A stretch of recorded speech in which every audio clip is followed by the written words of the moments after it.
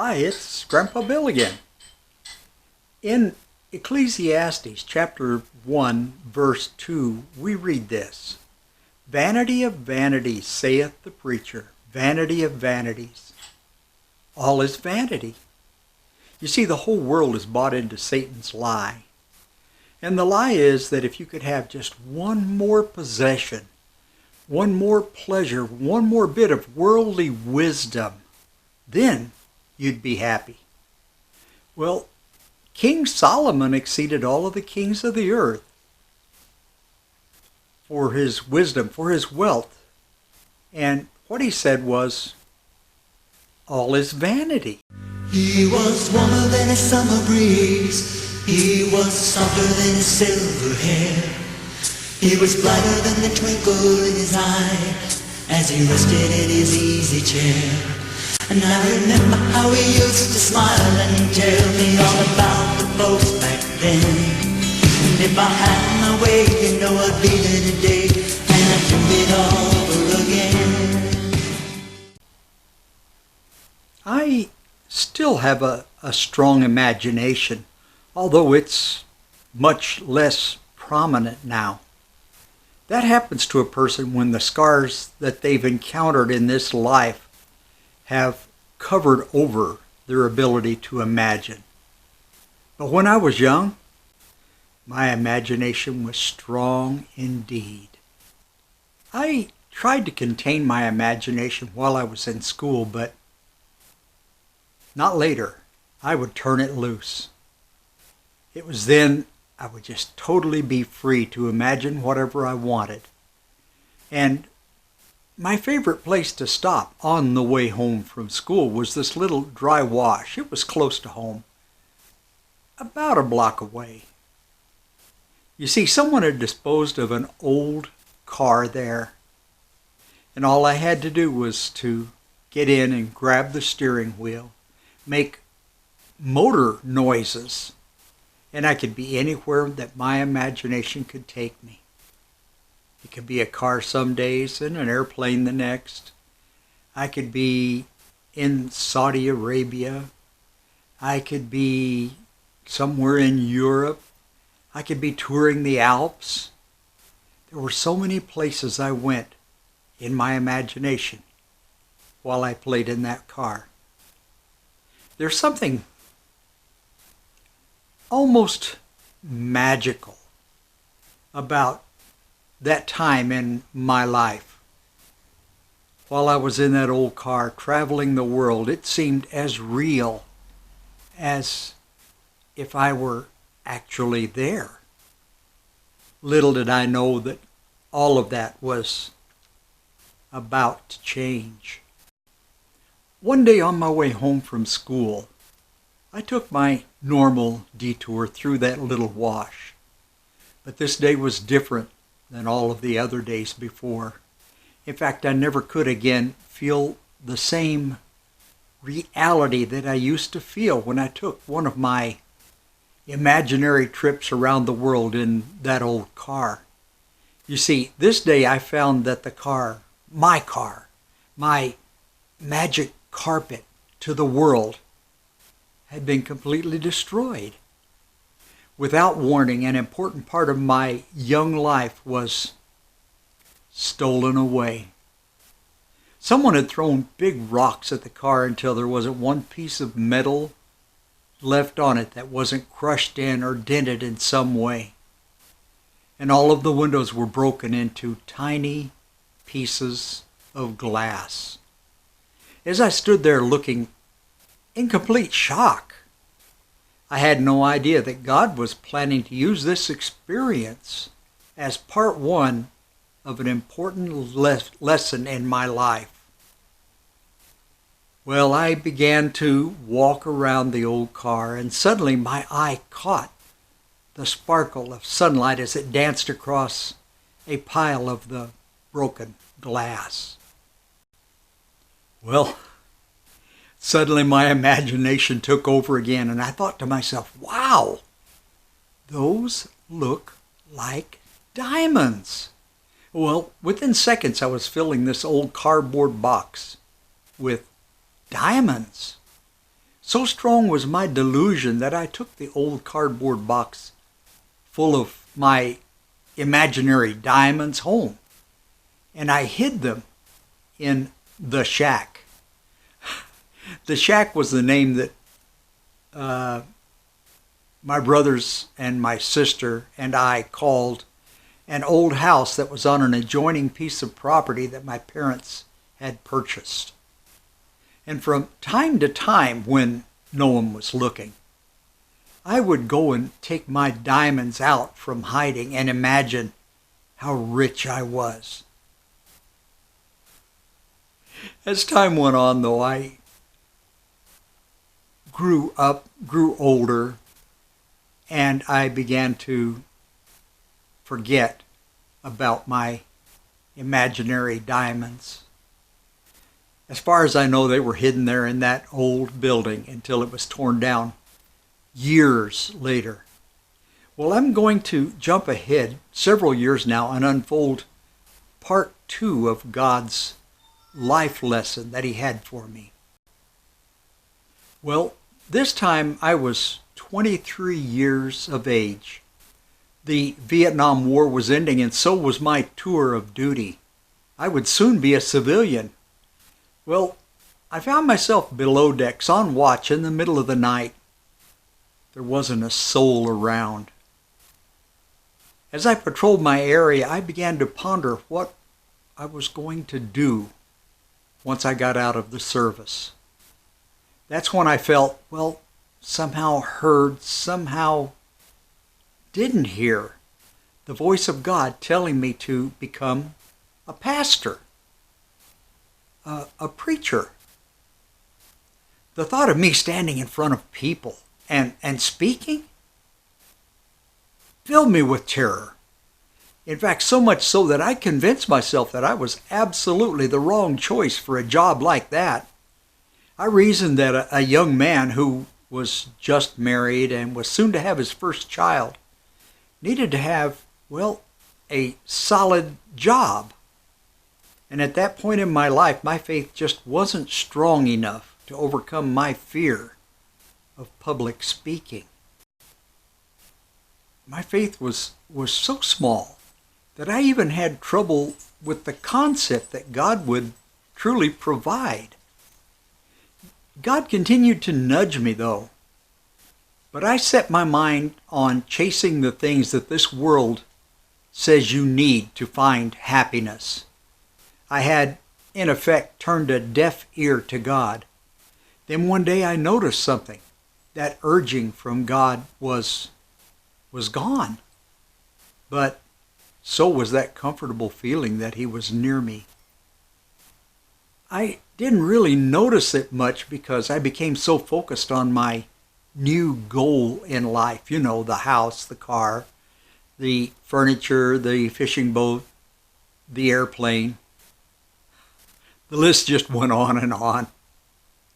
I firmly planted this idea in my head and I pursued it for years. I pushed so hard to reach that goal that at times I worked 7 days a week, 12 hours a day. Happiness and security always seemed to be just a little bit further along, like I wasn't ever quite there yet. Well, things are different now. You see, I could see it was all Satan's lie. But back then I was really blind to it. My pursuit of things caused me to push God further and further out of my life. There's a warning about that in 1 John 2:16. It says this, "For all that is in the world, the lust of the flesh, the lust of the eyes, and the pride of life is not of the Father, but is of the world." I wasn't even considering this truth, and even worse, I wasn't even thinking at all about the wisdom in the next verse. 1 John 2:17 says, "And the world passeth away, and the lust thereof, and he that doeth the will of God abideth forever." You see, I'd made myself busy pursuing the things in verse 16, And verse 17 was telling me that it was all going to just pass away. Well, do you remember the story of the diamonds that I had collected as a child? Well, here I was in my late 20s, maybe early 30s. I was buried in debt, and I was still wanting the next thing. Well, I wandered into the desert to spend a little alone time one day. That's when God caused the memory of my diamonds to come flooding into my mind. It came as clearly as if it were happening right then. Only there were a few changes. I think those changes were designed to grab my attention. You see, the diamonds were now many different shapes and with many facets, flashing colors of red, green, blue, and yellow. With that memory came God's explanation. An explanation not with words, but with a sudden realization. And it just flooded into my mind. All that I'd worked for, the things that I thought were important, all of it, just pieces of glass. Everything, just pieces of glass. So what happened when I was alone with God out in the desert? Well, He had shown me everything that I had valued, only He showed me through His eyes. Ecclesiastes 2:11 sums up the life lesson that God taught me, the lesson of the pieces of glass. It says, "Then I looked on all the works that my hands had wrought, and on the labor that I had labored to do, and behold, all was vanity and vexation of spirit, and there was no profit under the sun." It did take me a few years to place my trust entirely in God, but eventually I became a missionary and a pastor. I told you this because of what God showed me this morning, November 8th, 2019. You see, there are those who plan to take all that you've placed your trust in, unless you've learned to store up your treasures in heaven. Here's what He showed me this morning. I'm going to read it to you. The Lord in a dream placed me in an unusual set of circumstances, and I played a part in what was happening around me. I found myself in a huge building searching for something. I worked in this building. It was a huge manufacturing facility. The Holy Spirit later let me know that it was America, my home. I was on a quest to understand something, and on this quest I ended up in this huge manufacturing facility next door. He showed me that was China. I noticed that during my visit to the building next door, that there was a constant flow of freight trains, planes, all kinds of freight. And it was all heading to my building from the building I was in. But there was virtually nothing coming from my building back to the building I was in. You see, the wealth was moving from us to them. They were getting richer and we were getting poorer. As I was about to head home, I happened to see a fork truck dump a bunch of white paper into the trash. The paper was ripped and crumpled.